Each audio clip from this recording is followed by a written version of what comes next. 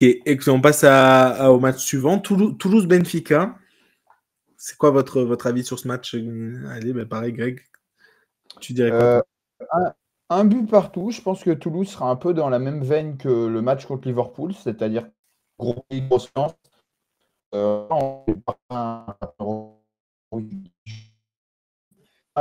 pense pas qu'il perd Benfica. Ah, Greg, attends, Greg, je t'entends bugger. Tu l'entends bugger ou pas, Nico? Toi, tu l'entends bien? Oui, oui, ça bug un petit peu. Ah, ouais, Greg, ça bug un peu de ton côté. Ah, là, ça va mieux, je pense. Ouais, là, j'ai l'impression que ça va mieux, ouais. Si tu peux. Et ben, un but partout. Ça, pour le coup, on avait entendu. C'est la situation. C'est la... Ah bah c'est parfait. Voilà, à vous. Très bien. C'est une justification qu'on n'a pas trop entendue. Ouais, c'est la justification pour le coup qu'on n'avait pas Ah, entendu. vous m'entendez là? Oui. Je pense que Benfica, que Toulouse va faire un peu un match comme que j'ai dit, comme dans la même veine que Liverpool. Ils vont tout donner, sauf que bon voilà, en termes de niveau, ils sont en dessous. Et Benfica, je pense, va la jouer un peu à l'expérience, sans trop forcer. Voilà. Mais Toulouse va sortir grandi, je pense, de cette expérience, donc un partout. Ok. Nico, toi, de ton côté? Eh ben moi, je vais me mouiller 2-0 Toulouse. Je vais jouer l'optimiste. Ça va pas te plaire, Ruben, mais je sais pas. Je trouverais dommage qu'ils n'arrivent pas à faire l'exploit après ce bon match. Encore une fois, en tout cas, on les voyait tous prendre 6-1 ou 4-1.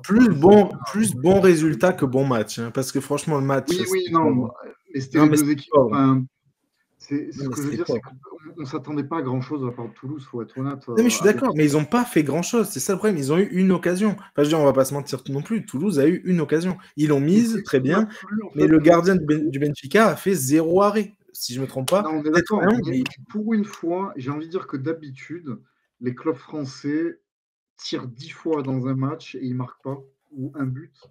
Et là, pour une fois qu'on a une équipe qui tire une fois au but et qui met un but, on a eu un espèce de réalisme à l'italienne des années 90, vous voyez, où on dit, à chaque fois, on disait que nous, on dominait les clubs italiens, allemands, espagnols et on passait jamais. Et là, c'est l'inverse. Toulouse a été dominé quand même par Benfica, mais il n'y a eu que 2-1. Et je pense que là, avec un stadium plein à craquer, avec Benfica qui n'est pas dans la forme de sa vie non plus, je pense que Toulouse, enfin, en tout cas, je veux croire à un exploit et pourquoi pas. Alors moi, je dis 2-0, mais ça peut être 2-1, 3-1, mais pourquoi pas un exploit. Allez, pour être plus réaliste, je vais dire non 2-0, 2-0. Allez. ok, très bien. Bah, écoutez, moi, je vais partir sur un 2-1 aussi, le même résultat, mais pour le Benfica pour le coup là. Et je vois un match.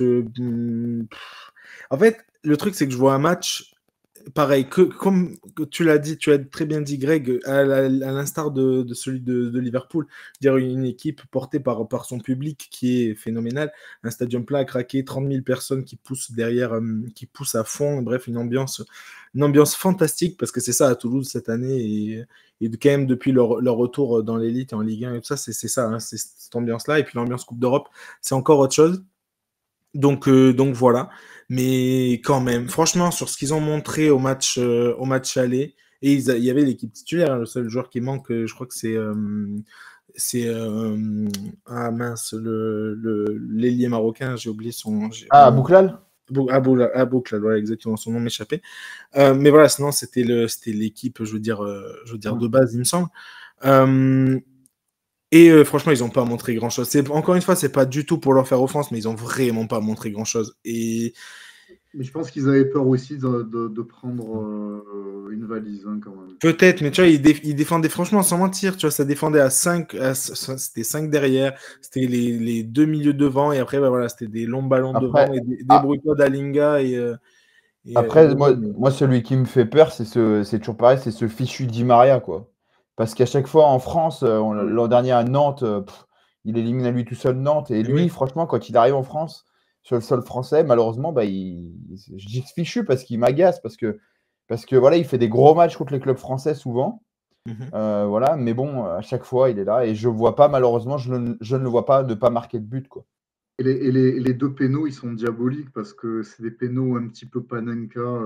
Enfin, c'est pas une pure Panenka, mais c'est le genre de penalty qui va tirer. Tu te dis, ah, peut-être que le gardien, ça va aller. Il fait une petite feinte et puis c'est imprenable, quoi. Le deuxième penalty, il était genre à 30 cm à droite du gardien, mais il était frappé assez fort pour qu'il n'ait pas le temps de se baisser. Enfin, c'était vraiment. Et contre-pied, et le premier péno, il est aussi. Voilà. Di Maria aime faire mal à la France, alors c'est comme ça. Hein.